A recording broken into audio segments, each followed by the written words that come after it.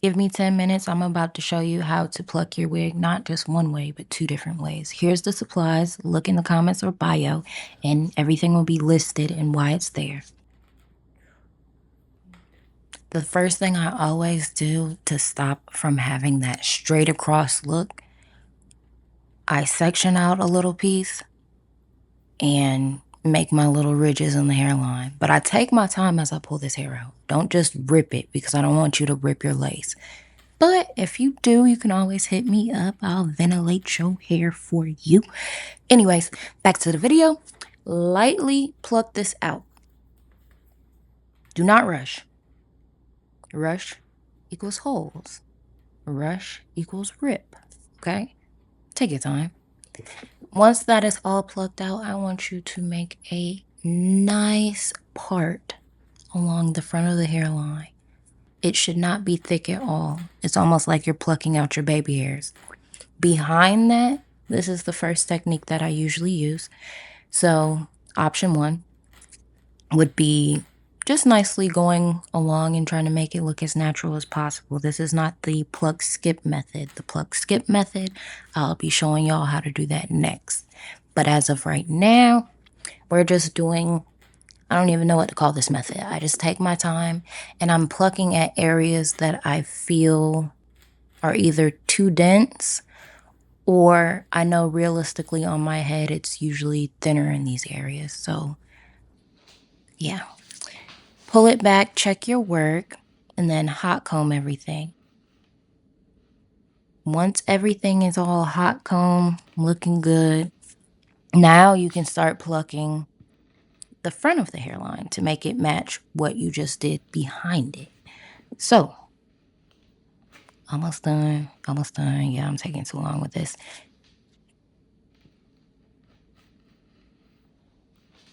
Well, I'm not gonna say I'm taking too long. The reason being is because taking your time, you see how nice that looks? And I haven't even finished.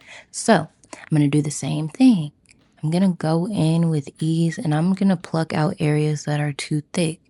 If it looks like 3 strands clumped together, I'm going to pluck it down to be 1 strand. If the knots look too thick, it has to go. So that's what you're seeing me doing now with this method. This one's a little bit harder to explain rather than the skip method. Reason being is I'm not necessarily pluck skipping. I'm just going through in areas that I know look too thick and just easing it out. But if you follow along with this, your wigs won't look so boxy. You won't look like Count Dracula. You won't look like you got a Beijing. You'll look like it grew out of your scalp. So, believe me when I tell you what to do. So this is the first method. And you see, just like that, I'm done.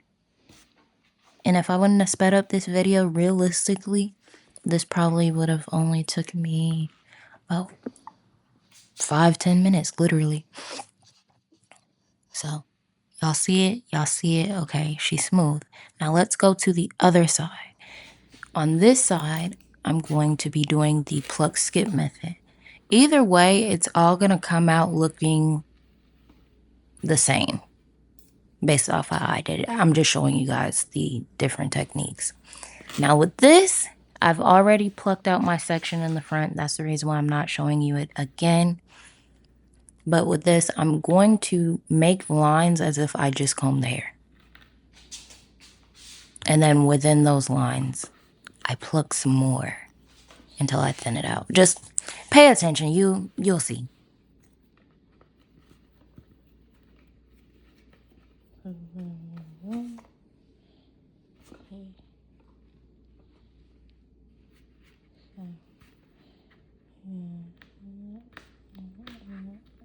And to add another key point, I don't know if you caught it or not. I don't have the tweezers angled correctly. Like I might switch back and forth, but I'm actually using the very tip of the tweezer. So I have it backwards to give me a better grip. Watch a little bit longer and you'll probably catch the hint of it. If not, I'll come back and explain a little bit further. So be right back.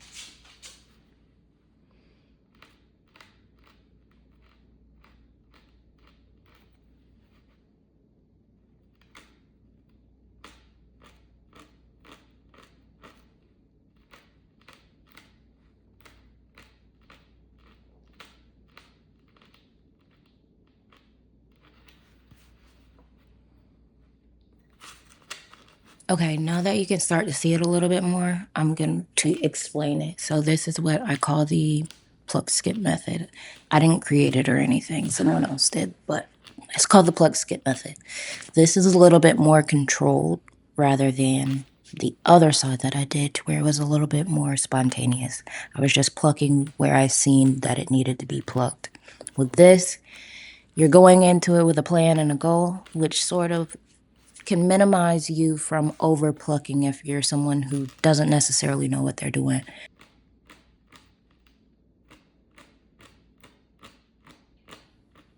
Just to explain it a little bit more in depth, with this method, what I'm doing is I'm plucking a section straight back, and then I'm skipping the same amount of the section was before, and then plucking behind it, leaving sort of like a line, shall we say, or it looks as if you just got your hair combed. Well, once you create your first pattern of lines, we're going to go back in between this and make those lines even thinner. However, when I do it, I don't necessarily pluck directly at the beginning of the line. I might nicely go through out of the line that I created just to make it a little bit more seamless. But keep watching. You're going to see what I'm talking about. I need to get through this part first.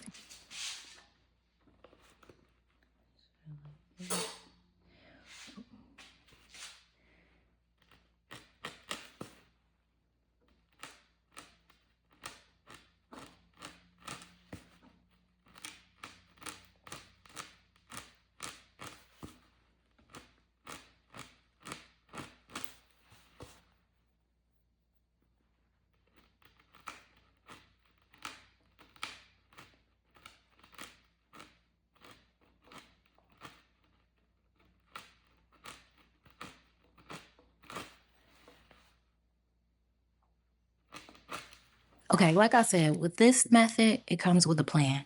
So once you're done creating the pattern, like I said, we're going to go back and thin out the pattern or blend the pattern in to make it look more realistic versus those straight direct lines.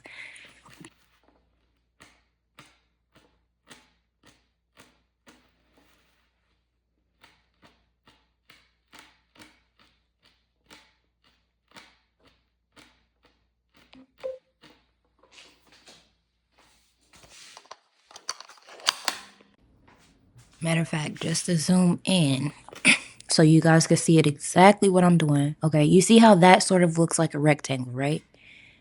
I'm thinning out that rectangle to make it look like it's growing from the scalp. It shouldn't look like one box of hair.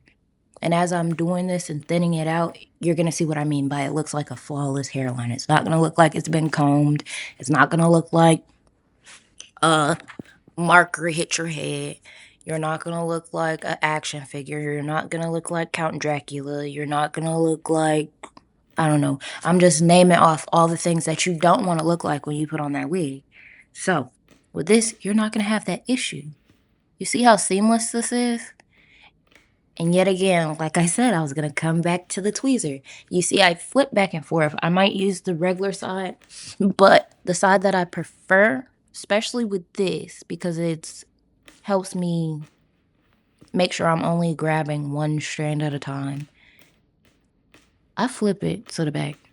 I use the pointy side. And my stuff comes out flawless every time. So before I leave, I do want to tell y'all thank you for watching. I hope you guys have a great Sunday, great week coming up, and I'll talk to you later. Bye for now.